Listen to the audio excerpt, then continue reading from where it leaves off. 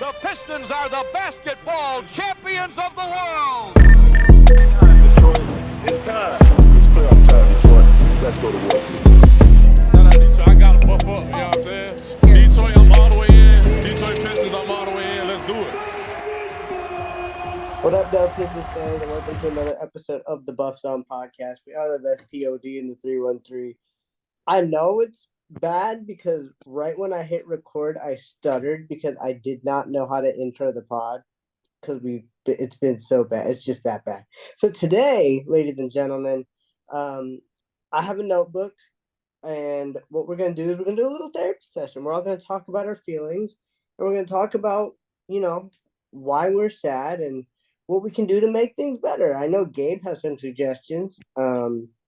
So let's not get into it. I don't have any glasses to put on here, but let's pretend I put on my glasses, licked my pen, and I'm ready to write.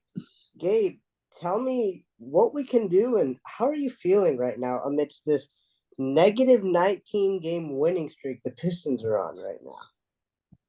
Yeah, I mean, it's obviously not good. And I think one of the main culprits here is Jaden Ivey, and I'm sure a lot of people can relate to that this guy's just buried in the bench, put in the corners, not being able to be on ball and play. That's my main gripe with this team. There are a lot of others, but I just had a starting lineup change, I guess, where we take Stu out theoretically if Duren is healthy, and if not, we just put a Sar in at the 4 and just let Ivy, Cade, Bogey, Sar, and Stu just kind of run and other people handle the ball other than Cade more. And I think that would just be in general a positive thing. So is that your main reasoning for taking out Stu? You just want another ball handler out there? Yeah, it's kind of been on Twitter and Reddit and stuff. Stu works because he can shoot, but he doesn't work because he can't create. So once that's gone, he's just a liability. But he's still a great player. He's still one of our top, I wouldn't say great player. Comparatively to the rest of our players on the roster, he's a great player.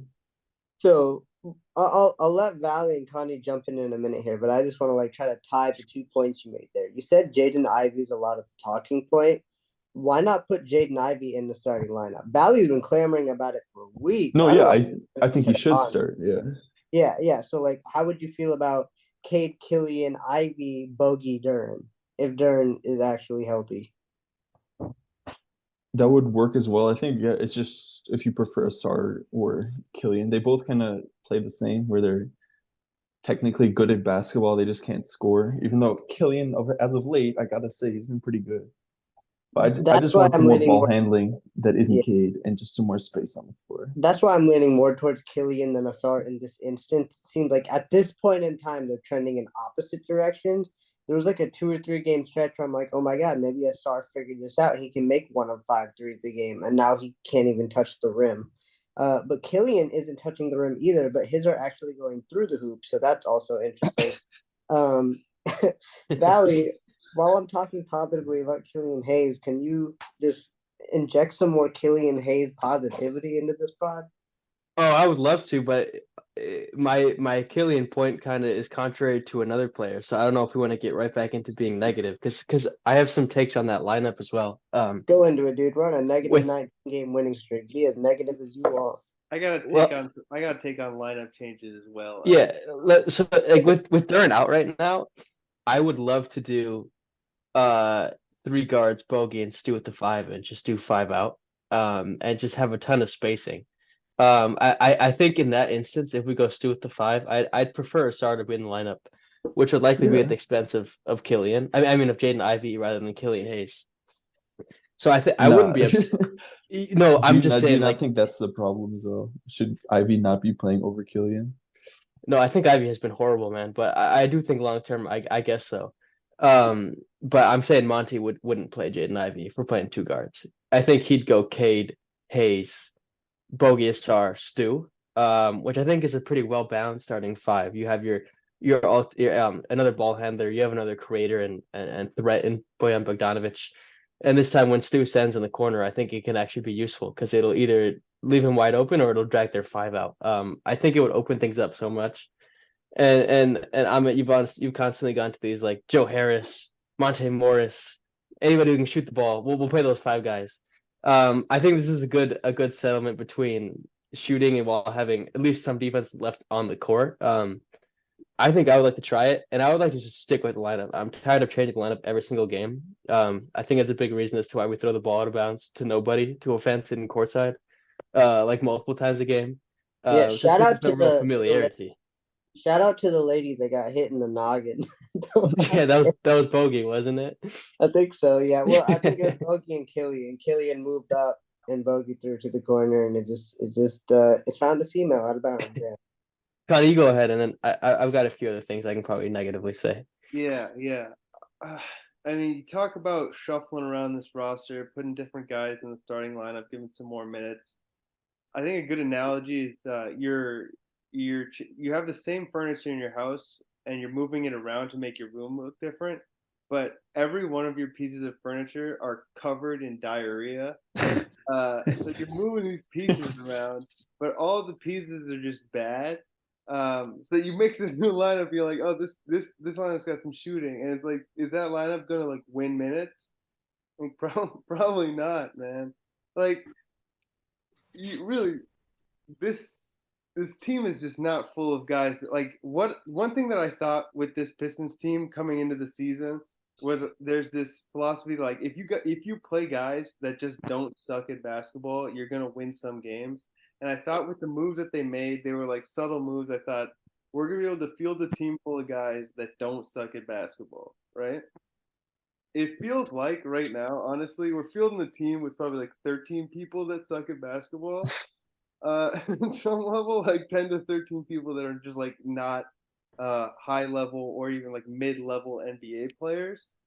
You're just moving things around to move things around. Like the change in the starting lineups every game, like it's still the same thing every single game where they play it close. Maybe the first quarter they go down 5, and it's like once they go down 5, do you guys think it's over. It's getting put back? No, like it's done.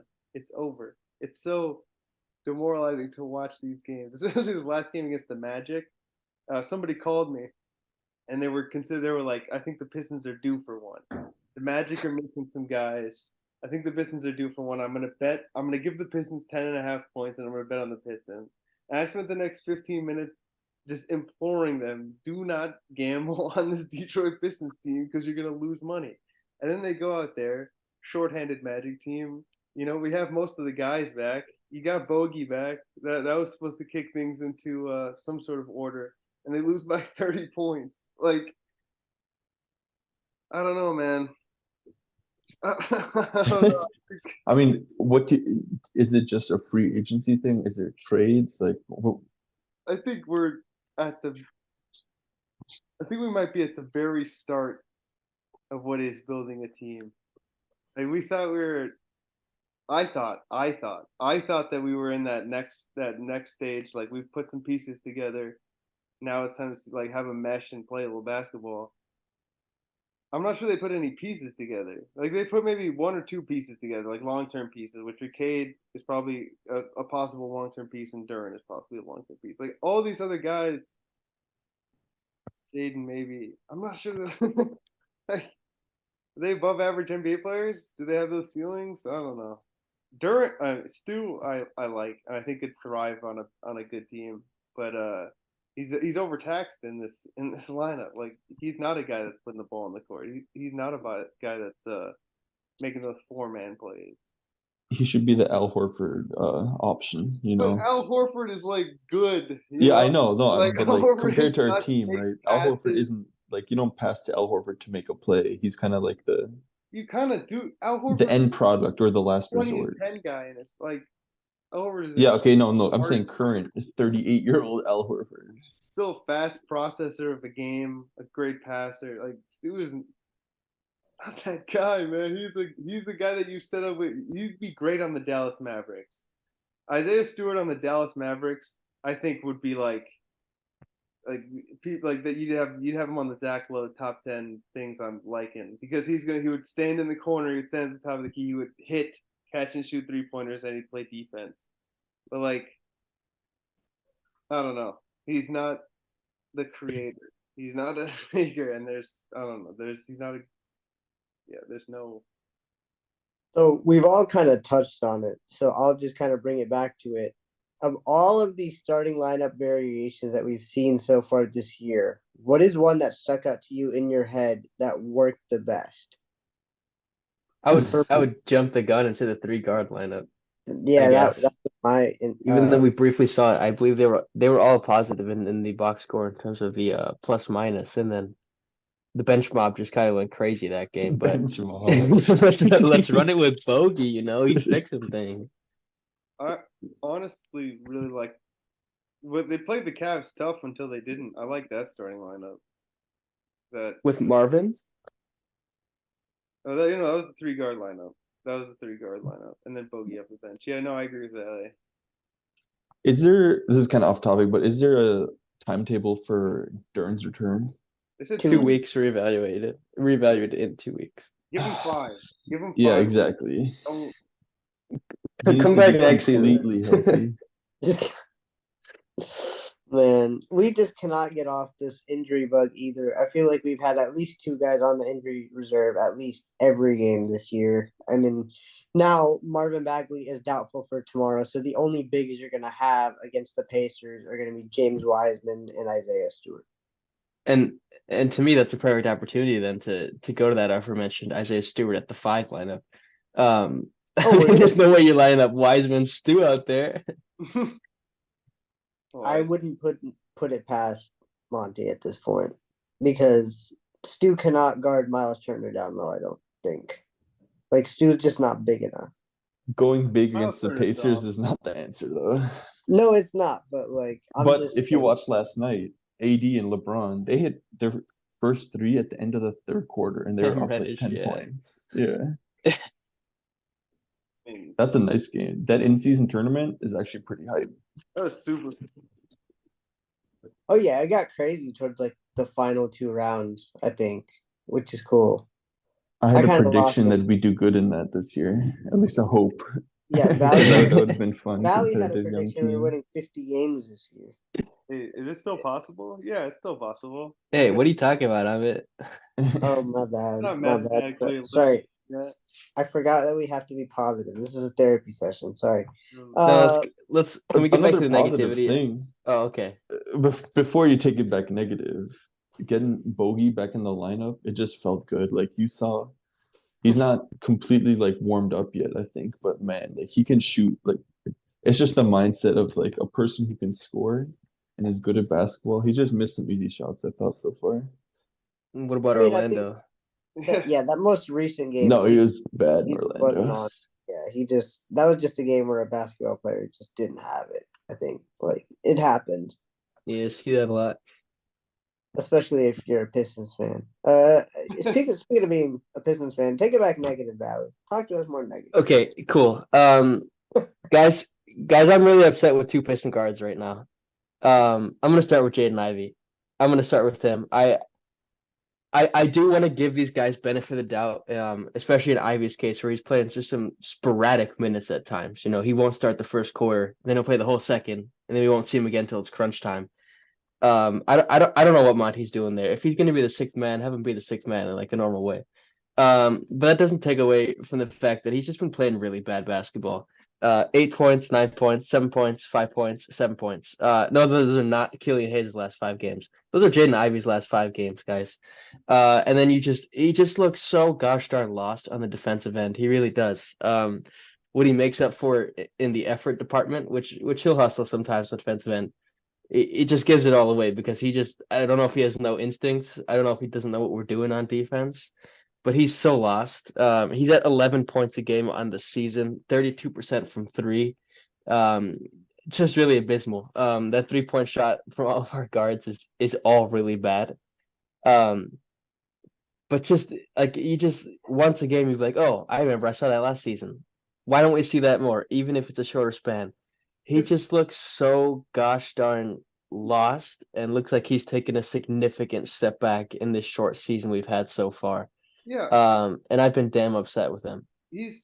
I mean, last year down the stretch, especially, He's hitting step back 3-pointers. He's hitting off the dribble 3-pointers. Those are confidence shots. Those are shots you take when you're feeling yourself. This man is getting his minutes yanked around, his rotation yanked around. He's getting put out there. He's like, if you fuck up, man, like it's not good. Like you're the one who's gonna pay with those things. Like I don't like. There's not a lot of confidence building in Jaden Ivey's game, and like I feel like Jaden Ivey. We talked like the YouTube preview was a Ferrari. You know, you gotta let him try to do some things. Now I agree. He's real bad at defense. It doesn't really make any sense to me. He gets moved around super easy, but he's a strong guy. I don't know. But offensively, he's getting yanked around. He's getting played like a fiddle on the rotations. And when he does play, he's often parked in the corner. I don't understand that at all. Fastest player in the league. Yeah, shoot corner 3-point. I would love to have Cade in the corner. He's an actual threat from 3. He's good from the corner too, catch and shoot. I feel like he hits the. Cade has low-key been efficient with complete trash around him. Like, yes, he's still like the sloppy turnovers, but I think it's also those lineup changes you guys were talking about. But he's finally hitting threes. It's so nice to see. The one game he took a lot of threes. I forgot which one it was, but he hit like 4 or 5 of them, and like he was. Oh yeah, he was 4 of 9, I think, if I remember. I don't remember. Yeah, he was hitting it that game. I forget what game that was. But yeah, I don't know what's going on with this team. I don't even think Monty knows what's going on with this team right now.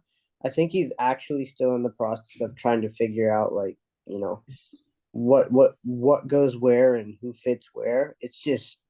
Is Monty a good coach? Yes. I'm gonna hold off. But I mean, we've seen what he can do with a competent team, right? He took that Suns team all the way to the finals, right? But one of the things that people always said about Monty is that he just doesn't make in-game adjustments. And I think we're kind of seeing that now, right?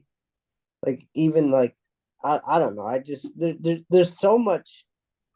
You can't even say what's wrong with this team because there's so many things wrong on a daily basis. But one thing that he always preaches in his post-game press conferences is game plan discipline. What is it called? Game plan discipline. I don't know why I started on that. Game plan discipline. He's like, oh yeah, we weren't supposed to go under on screens. We went under on screens. That's something these guys got to learn. And I'm like, haven't these guys like learning this since like I don't know kindergarten? Like you don't get to the NBA. It's not something you learn. It's like, hey, do I learn to go over the screen? Go over the screen. Yeah, exactly. Like, okay, yeah, I get it if it happens like 2 or 3 times. Yeah, it happens. In the spur of the moment, you're like, oh, I think he's going to try to speed past me. I'm going to go under and try to beat him. And then they pop out. I get it. It happens. But how is it happening so much to the point where your coach is saying, yeah, it's a problem. It's game plan discipline. We're not sticking to the game plan. Whose fault is that? Is that the coach's fault or is that the player's fault? Like, I don't know, you know? So, I mean, we don't have any offense, right? And just when I think we're picking up steam, Bogey comes back. He has that terrible night and we're stuck in Orlando, right? Killian Hayes plays really well, but nobody else plays well. You know, we just can't. Well, we're having guys who have good nights, but we're not having a team that has a good night. And the day that happens, I don't know if it's happening this year, next year, calendar-wise, this season, next season, calendar-wise. I don't know when it's happening, but when it happens, we're going to win. When it happens, we're going to win. But until then, this is just really tough to watch. Because, like you guys said, like, you'll watch for, like, 5-10 minutes into the game, and, you know, the Pistons, like, at the Orlando game, we were up 18-12, and you're like, oh, my God, something might happen here. This may be good. And then next thing you know, it's like 33-18, and you're like, what the heck just happened? We were up by 6 2 minutes ago. One more thing before you go.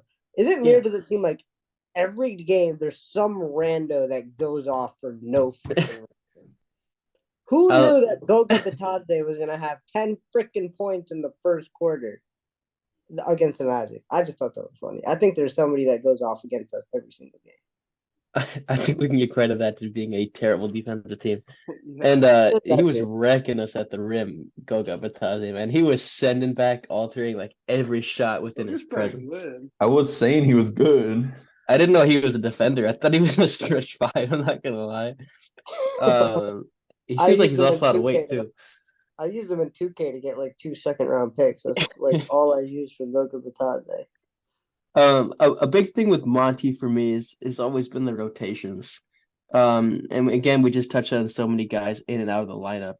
Ivy being the 11th man, then not playing, Livers not playing sometimes, Wiseman not playing, now playing, Bagley never playing. I kind of just want him to get a set rotation. And I think that would stabilize a lot of people. Like just stick to something, man. Like, and if you're gonna play Sasser, don't play him 4 minutes. Like that's just give those minutes to Ivy because that's just tough. When you know you're only playing those amount of minutes, it's like, oh, I might have to get up some shots. I feel pressure. So I just want to see him set up a solid rotation. This just Um, this just popped into my head, but like yeah, maybe it's like a thing of like I don't know what's working, so I'm gonna keep changing it until I find something and I think that works. that's what he said, isn't it? You're right. Something along those lines. Yeah, something like that. Yeah. I And think he then said a few games ago. Yeah. when you break down the lineup, like, hey, we'll start, Cade and X. We'll bring this guy and this guy off the bench. I just think there's too many bodies in the way here. Alec Burks has dropped out of the rotation. I think he's a valuable guy, but I think it would make sense to move off of him. I think it would make sense to assign Marcus Sasser to a role. Are you going to be a backup? Are you not? Are you going to can we put you in the G League? Because he's just kind of phasing in and out. Like it wasn't long ago, Marcus Sasser had what 30 on the Bucks, and we almost completed that crazy win. Um, so just a solid like night in, night out. You're playing these minutes. I think we just give this team a base, so we're not just switching up all the time. Um, I have one more negative thing to say, but I've been talking a lot. Does anybody else want to hop in? Keep going. Okay. Now I'm gonna ignore everything. I'm gonna ignore all the stats of Cade Cunningham. I'm just gonna look at his field goal percentage. I don't think there should be a world where Killian Hayes shoots a better percentage from the floor than Cade Cunningham, but that's the world we're in right now. Connie, you've gotten so far as calling Killian Hayes a basketball terrorist, right? And now he's shooting better than the guy that's supposed to lead your franchise to the promised land. I don't care about the team that's around him, how he's being put into a heliocentric offense. I don't care. You're shooting a worse percentage than Killian Hayes, and at the same time, Killian Hayes is a way lower turnover guy. I just find it ridiculously unacceptable, especially with all the outs, like just constant nonstop hate Killian has gotten. And then we're going and he's shooting a better percentage than our league guy. And he's right there in terms of his 3-point percentage, in case you're going to bring that up. That's something that just grinds my gears. I officially said that he took him over, and I just wanted to bring it up and just say, we can't all point fingers at people and never point at Cade. And I know we do point at Cade, but I guess I'm talking to Monty specifically here.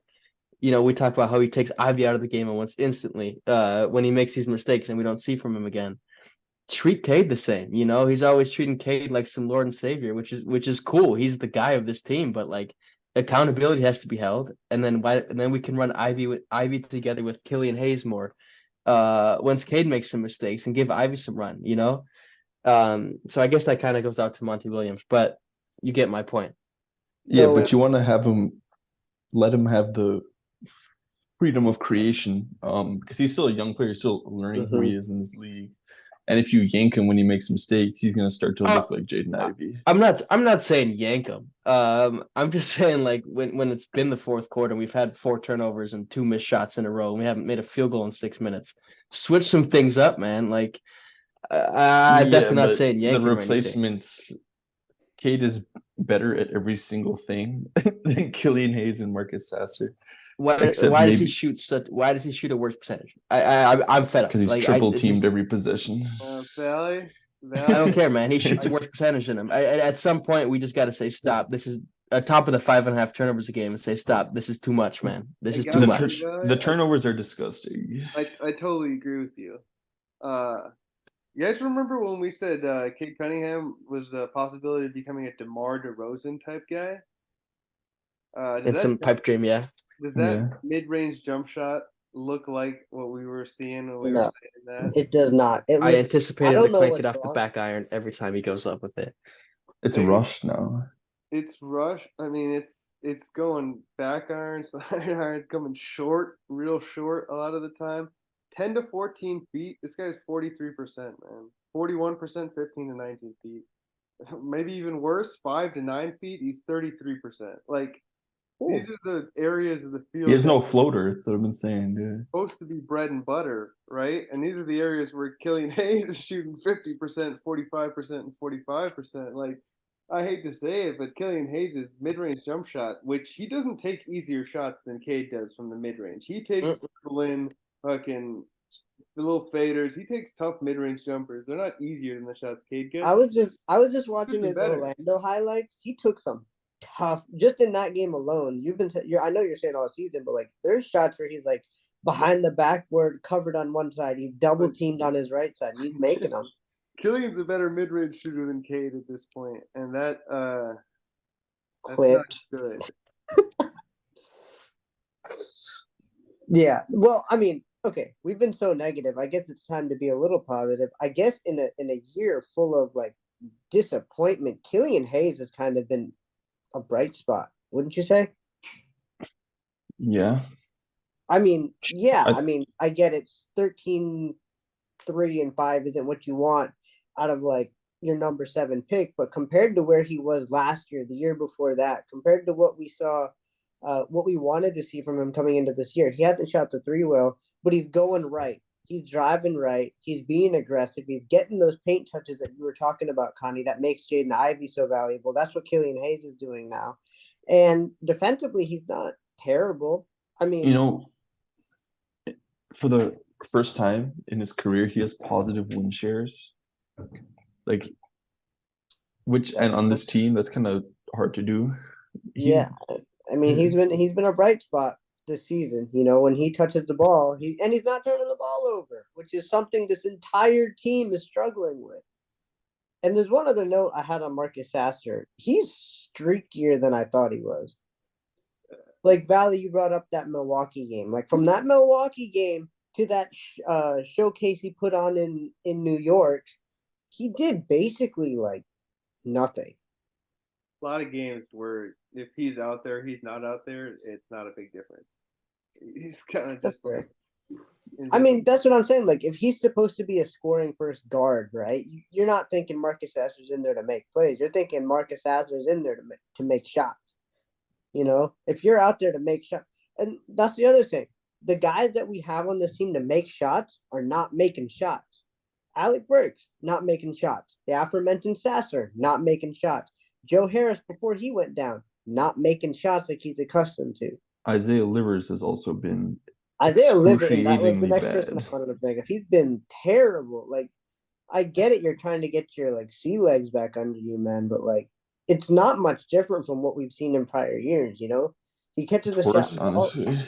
Yeah, you know, he shoots it, and I'm shocked when he makes it sometimes, which is a disappointment. Like, you shouldn't be watching a basketball team and shocked when your team makes a shot. You know? I'm shocked at every 3-pointer we make, honestly. Like, how many of these guys, if it wasn't the Detroit Pistons, would be on an NBA roster? How many of these guys would make the roster for a good NBA team? Not Wiseman, not. I don't want to say not Sasser. Probably not Jaden Ivey. I'm saying not Sasser. Are you kidding me? Like, he's not all that. I feel like he can be like a Peyton Pritchard type. But Like spot minutes. Peyton Pritchard's better than Sasser by a good deal. Oh yeah, he's way better. Pritchard's been in the league longer than Sasser. Yeah, but as it stands, Marcus Sasser is not a guy that would play minutes for a good team. Not a guy. Well, I mean, like, I get what you're trying to say. I just think it's an unfair question because a rookie's not going to play on a really good team most of the time anyway. But continue. Yeah, no Sasser. Fourth year Why rookie. don't you think Ivy would? 4-year college guy. Ivy wouldn't. Ivy might actually because he has the speed and I think could be better utilized. If he's utilized correctly. If you put him in a team that can run, yeah. He'd be great. Like, this team is so. Put him next to Halliburton. So I think Ivy, Cade, Durant, Bogey, Asar. playing right now. Those are my guys. Killian Hayes right now, I feel like could play some backup minutes for some team. Killian Hayes could play, yeah. On a good team. Yeah. Good team. Yeah. Like he's not starting, but like He's not starting. I mean, we're like being blown away by these. I think he's still not. he'd be asked to do even less. Like all he does is he plays Pistons exceptional good. defense and he's a good connector. It's not exceptional defense. Like he's an above. He just fouls too much. Player. He's still like sub 50% effective field goal. He doesn't hit shots at a high rate. These guys are guys that are passable on this team. Like if Killian Hayes was on the 76ers, bro, he's not seeing the court. Yeah, he is. No question. Like, I think he is. Like he can do so much more for guys like Embiid and Maxey. Like Gabe said, he's a connector. I can see it. All right, he's a fucking 8-minute a game guy. That's still touching the court. All right, you can include Hayes in there. Then it's Cunningham, maybe Ivy, maybe Hayes, Duran, but and do we like have Stu. You said Stu would be on the Mavericks. Yes, I agree on Stu. Stu with certain types of teams. So do you think we should? I mean, this is kind of going back to the panic last week. Those are all role players. Those are all role players on good teams. Like nobody here is like a. So do you think we need to like stay rock bottom to draft that guy, or do you think we need to make a trade to like get talent around our guys? Stay rock bottom. Like I said, I think we are in the beginning. We are still in the very early stages of this rebuild, and we thought we were out something. And that's what makes this season sting so much, is that like the 76ers, when they were doing the process, like Hinkie wasn't lying to the fan base like, hey, we're going out and trying to win these games, right? Like it was pretty honest. It was pretty blatant. Like, hey, we're getting bites at the apple. We're trying to lose games for draft picks. This Pistons team, Weaver, 82 meaningful games, fucking signing this huge money coach. We went to the first game. It said restore on the shirts. Like we're restoring this franchise. This is gonna be a season right here. And then they come out and they're about to set the losing record. I think it hurts so much because we thought that there was going to be something, because they sold this team like there was going to be something happening this year. This was going to be like a semi-competitive year. There was going to be some good Pistons basketball to watch. That's what makes this hurt so much. We accept that we're in step one of this rebuild, and there's going to be like two more solid bottom of the barrel seasons while we pick up draft picks. Then 2027, we could be the last year's Pacers. I like I think to further rub the salt in the wounds was Weaver sending out an apology letter to the fans last year after winning 17 games. When we're on pace for what? I think 9.58 wins. I'm ready for the next letter, and I think it should be coming soon. I have a hypothetical for you guys. He needs a book. He doesn't need a letter. Because I don't know where we stand on Monty's safety here. The Pistons inevitably hit their losing record. They lose 27 games in a row.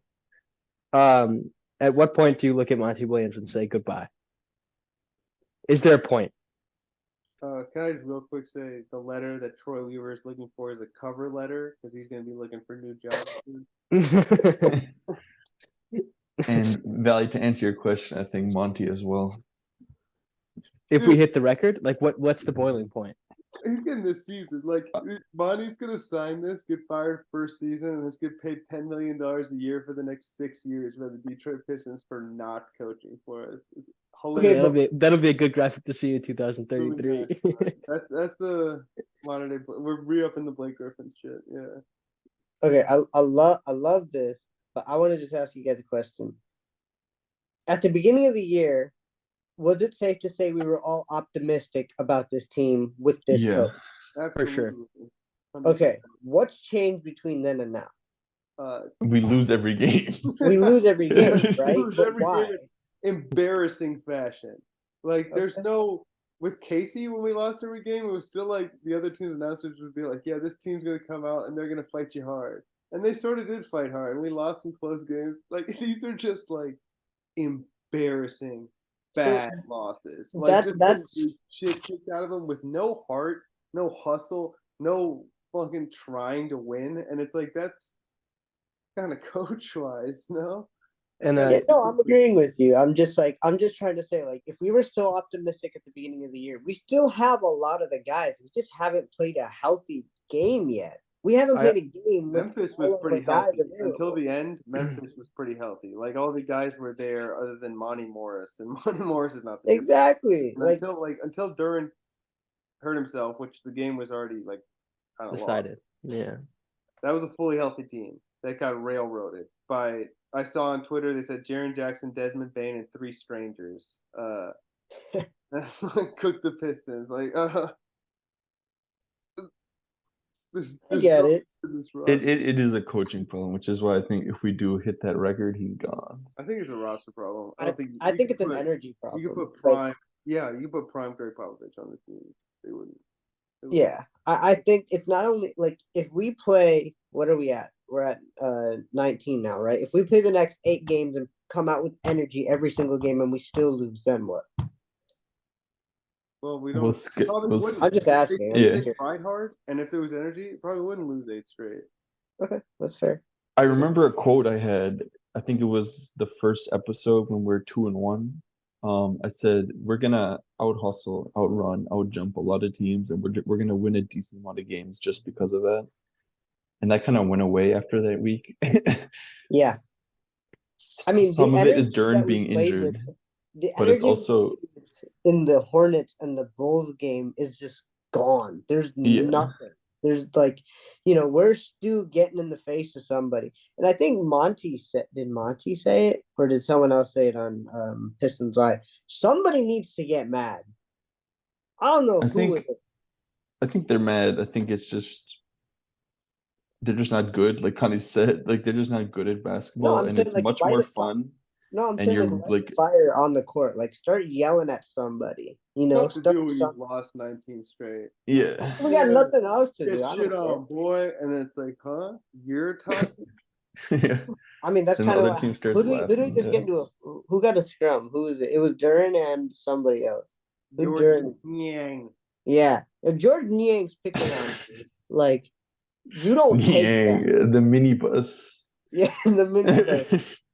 Like, come on, man. Like, if that's what I'm saying. Like, I don't know. I want more fire from this team. That's what everybody wants. I just don't know where it's going to come from. I don't know when it's going to come. I don't think it's going to come for the rest of this calendar year. Okay. What we really need is just get hot one game and win a game. And then I think everything changes. Then people are going to start posting on Reddit. Are we back? Is he back? And then and then we're going to lose the next game. Players are high-fiving again. I know, but we just need that one game. We do. Bogey, drop 40 points, get hot. That's really all we need. Insurmountable right now. It seems impossible, doesn't it? For this team, I forgot what it's like minutes and come out on top. I was going through our TikTok today, and I saw like the Pistons having a higher score than their opponent. I actually had to scroll back to make sure I saw that correctly. Like, I don't know what it's like to win a game anymore. It's crazy. What's our schedule this week coming up? So we play Indiana, right? L. Yeah. And then we play Philadelphia. It's another L. Embiid, another 50-point game. Okay, double that because we play them twice. Yeah. Okay, great. Scores 100. And then somebody named Giannis and Dame are our opponents after that. Great. In Milwaukee. So, all right. Well, we're probably gonna get blown up. But at least the in-season tournament is over. What's up with that? Run up the score on us, but hopefully Embiid rests then after halftime. Yeah. Who sits this week? Let's play that game. Who sits this? To get to the record, it's 26, right? Single season. Losing. I think you looked at it. It was 26. We needed 27 to like surpass. So 20, 21, 22, 23, 24, 25, 26. All right. So to get to 26, to tie 26, we'd have to lose those 5 games. And then lose the next 3 games to the Hawks. Can do. How we feeling? Yeah. Sadiq Bey 50-piece incoming. Here we go. Join us. The Jazz. That could be a win. It could be a win. That's especially if Mark Cannon is out. Yeah. No, they're they might sit out. And then the Nets. I think the Nets just beat us. They're just. They're good at basketball, unfortunately. And then to break the streak and hit 27, it's the Nets again. So in those 4 games, you got to pick one out. Dude. I can't wait until we lose 26 straight and then pull out some random miracle to beat the freaking Nets on the 27th game. Wouldn't that be crazy? That's storybook right there. Are we going to be present at that Nets game? Yes, we are. We're going to see it, baby. Possibly break that streak. My papa's been nice enough to buy us Christmas gift presents. He really beat out the bank. I think Pistons tickets might be like $1.50 right now. Pistons tickets are inflation proof. $1.50 for 4 pizzas and a Coke and a ticket. That's what it is. Yeah. You can get them at any gas station right next to the 99-cent Arizonas. There are 99-cent Pistons. You know, a meme you should post on me. You know that meme where like a person broke into my car. Like I left my 2 tickets there. A person broke in, left 2 more. Oh, that's good. Hey, wait, I'm the meme maker on this podcast. I'll get on. Yeah. Connie got the meme, man. I'll take a back seat to the Connie meme. But yeah, no, I got my tickets on the scratch and win, so we're good to go. Any other notes on this terrible Pistons team? I feel like there's more we can talk about, but I feel like we're just going to be repeating ourselves. I think there's really no need. Yeah, I don't know what else there is, but a real positive thing, maybe controversial. First of all, Naz Reid, I didn't know he was that good at basketball. He's really good. And MVP often goes to the best player and the best team. Could Rudy Gobert win the MVP? No. I'm giving it French. to Mike Conley before that. I don't speak French, but if Gobert wins it, it's something Paris. That's all I got. He could. He's been playing really well, but he's dominant. This is a really weird season. The Pistons are terrible. Gobert's gonna win. What a weird season. Yeah. Gobert, since the Pistons suck, have there been any other teams that y'all have been watching more than any other team and been enjoying this year? The Lions, the Michigan Wolverines. The Lions lost today, right? Yeah, we did. The Lions did lose. So, they just decided, hey, if everyone else is doing it, we should do it too. So they played like garbage today. They still have more wins than us in the calendar year. They sure do. Did you see us, Spurs, and the Wizards are like 1-49 and the less 50? Yeah. And the one win was us, right? Who did that one win come against? The Wizards beat the Pistons. It's crazy. That is crazy. When do we play the Spurs? That's the win, honestly. I don't want to. I want to say January 5th or something. So maybe it'll come New Year. That sounds right. The Wemby. How many points does Wemby drop that game? I say 37. 7. 7. When you're being checked by Stanley Amude, are you sure? Or Killian Hayes on the switch? Darren Roden at that point, man. He's dropping buckets in the G League. I don't have much more to say. I'm upset Asar's off the bench still because they're killing him, but we don't got to get into all that. He should start, yeah. Get into it. We're a little short on time. Just get into it. Okay. So he's playing less minutes per game, right? And he's attempting 1.2 3-pointers more a game, which is obviously not his strong suit. He's still a 13% 3-point shooter, right? So a different role when he's being moved to this bench, and it's a role he's not used to, right? It's a role he's not good at. Yeah. It's a role he's not good at. His numbers are off a cliff, and it's killing me to see because when our streak was at like 8-9 games, we're like, hey, at least Asar can jump really high, At least we'll see this once or twice a game. Now it's just maybe we'll see it once every 4 games. I wrote this down that I wanted to bring up actually in that lineup I mentioned of Ivy, Cade, Bogey, Asar, and Stu. Mm-hmm. Using Asar as the roll man, I think would completely change it rather than Stu. He can catch balls, he can make plays out of the pick and roll. Yeah, and he can get up for dunks and you can throw it up if there's no Duran rolling, Asar should be the roller. And I haven't seen a single Asar Cade pick and roll. Ivy Asar.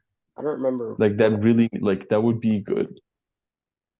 Well, yeah. Especially in that lineup when Stu Cade, can't like jump you guys have been saying, Cade has no help, man.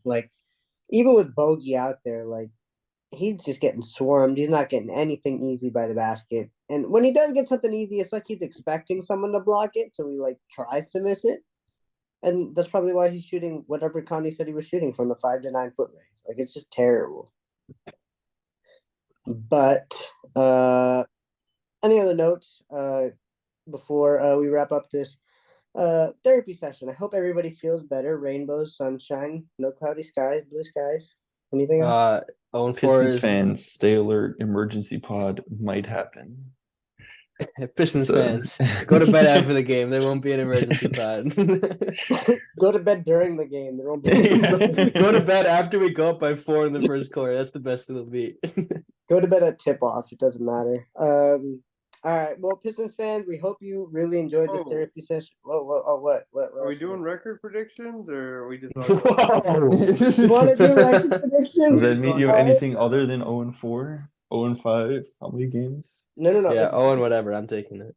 No, we got to come up with different things for the O. So I'm goose egg and 4. What are you? Cheerio and 4. What else can you do? What else is a circle? Donut and 4. Make it more Goose interesting. egg. Goose egg. I Connie? like donuts. I'll go donut and 4. One of those an inflatable ring, a pool. Good thing you made us get here for this The record one you prediction. shit on. I love it. It's perfect. It really fits in with your diarrhea trend from this pod, man. What? Let's see it in Pool 4. There you floaties? go. You're That's sitting on good. pool floaties? What? I'm talking about pool floaties here, man. Oh, pool float. I thought you were talking about like the little ring that you blow up and sit on when you got an issue down there. Uh, Nah, I mean it works. Just anything you want to use works, man. This thing is- anyone Anybody else? get a come on, bro moment? Just to, Oh yeah. When I turned on the Pistons game, I was like, "Come on, bro." Well, that's not a come on, bro moment. That's your fault. You turned it on. I mean, Come on, bro. I'm come on, bro, Come on, myself. Ronnie. What you turning the game on for, man? I can't think of anything specific. Oh, probably that bogey pass. Come on, bro. Lady in the face. Come on, bro. Can't do that. I know that you're mad, but like, don't take it out on the fan. Was that at home? No, that was away. It was in Orlando, Yeah. Okay. Last wrap up. Anything else? Anything else? Oh, Connie, you got a crystal ball? Give us a crystal ball. oh yeah, I predict a lot of losses. yeah. Come on. Give us a crystal ball, man. So lazy. Not even Uh, trying anymore. Crystal ball. I don't know, man. Like, what else? Like, that's usually hater of the week. Do it hater of the week. I don't care. All right, Bogdanovich. Man, why can't you hit threes like that anymore? I can only hit the easy one. He's been back for 3 games. All right, that's Yeah, fine. that's a hater of the week, man. Crystal ball, Bogdanovich, big 3-pointer game, I guess.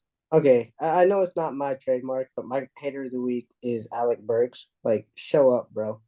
Like, I don't know where you went, but come back. Like, for real. All right. Well, thank you, Pistons fans, for listening to this therapy session. It got wild. It got crazy. Let us know if you think it's panic time, if Troy Weaver should get fired, if Monty should get fired. Should we trade Cade Cunningham?